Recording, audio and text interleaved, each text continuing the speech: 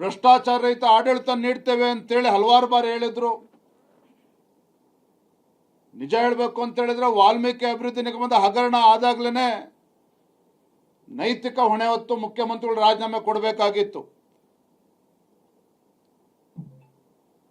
ಎಲ್ಲೂ ಕೂಡ ವಾಲ್ಮೀಕಿ ಅಭಿವೃದ್ಧಿ ನಿಗಮದಲ್ಲಿ ಹಗರಣ ಆಗಿಲ್ಲ ಅಂತೇಳಿ ಎಲ್ಲೂ ಕೂಡ ಮುಖ್ಯಮಂತ್ರಿ ಹೇಳಿಲ್ಲ. ಬದಲಾಗಿ ಸದನದಲ್ಲೇ ಒಪ್ಕೊಂಡ್ರು. ಅದರ ಬಗ್ಗೆ ಸ್ವತಃ ಮಂತ್ರಿಗಳು ರಾಜೀನಾಮೆ ಕೊಟ್ಟರು. ಮತ್ತೊಂದು ಕಡೆ ಮೂಡ ಹಗರಣ ತಾತ್ಕಾಲಿಕವಾಗಿ ಅವರಿಗೆ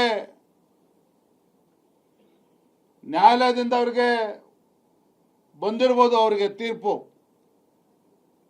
ಅದಿನ್ನೂ ಕೂಡ 14 ನಿವೇಶನಗಳು ಅವರೇ ವಾಪಸ್ ಕೊಟ್ಟಿರ್ತಕ್ಕಂಥದ್ದು ರಾಜ್ಯದ ಜನಕ್ಕೆ ಗೊತ್ತಿರುವಂಥದ್ದು.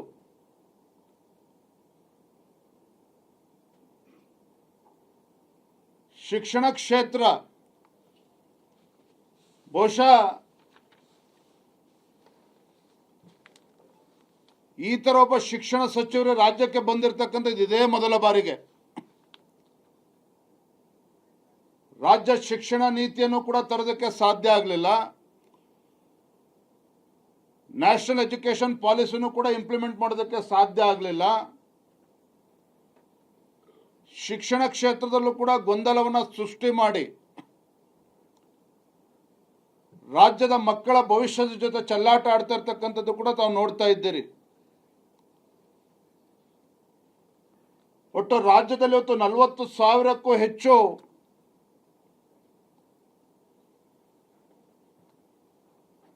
ಶಿಕ್ಷಕರ ಹುದ್ದೆ ಖಾಲಿ ಇದ್ದು ಕೂಡ ಅದನ್ನು ಅಪಾಯಿಂಟ್ಮೆಂಟ್ ಇವತ್ತಿಗೂ ಕೂಡ ಆಗಿಲ್ಲ.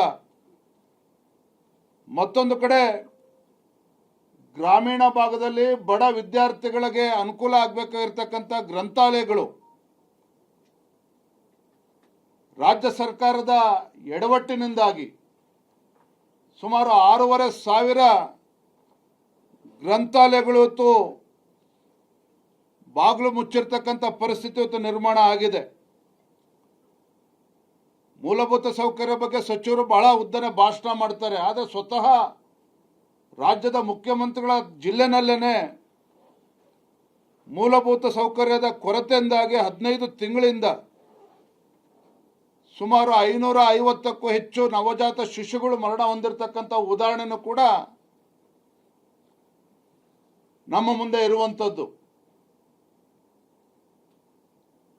ಗರ್ಭಿಣಿಯರು ಮತ್ತು ಬಾಣಂತಿಯರ ಒಂದು ಸರಣಿ ಸಾವುಗಳು, ಕಾನೂನು ಸುವ್ಯವಸ್ಥೆ ಬಗ್ಗೆ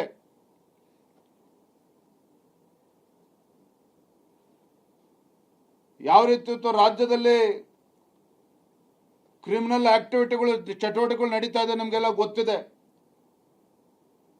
ದಿನ ಬೆಳಗಾದ್ರೆ ಮರ್ಡರ್ಗಳು, ಸ್ವತಃ ಮುಖ್ಯಮಂತ್ರಿಗಳ ಜಿಲ್ಲೆ ಇವತ್ತು ಡ್ರಗ್ ಮಾಫಿಯಾಗಿ ಇವತ್ತು ಕೇಂದ್ರ ಆಗಿರ್ತಕ್ಕಂಥದ್ದು, ಡ್ರಗ್ ಫ್ಯಾಕ್ಟ್ರಿಗಳಲ್ಲಿ ಮೇಲೆದ್ದಿರುವಂಥದ್ದು.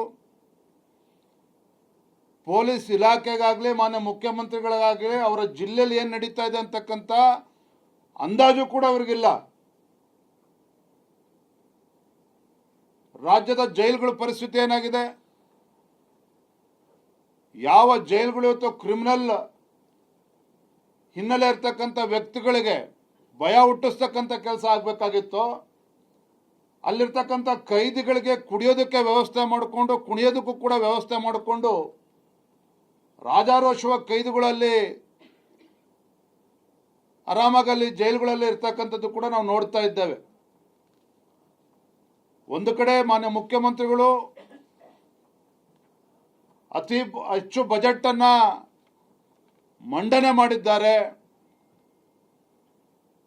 ದೀರ್ಘಕಾಲ ಮುಖ್ಯಮಂತ್ರಿ ಆಗಿದ್ದೆ ಅನ್ನುವ ವೈಯಕ್ತಿಕ ಕಾರಣ ಬಿಟ್ಟರೆ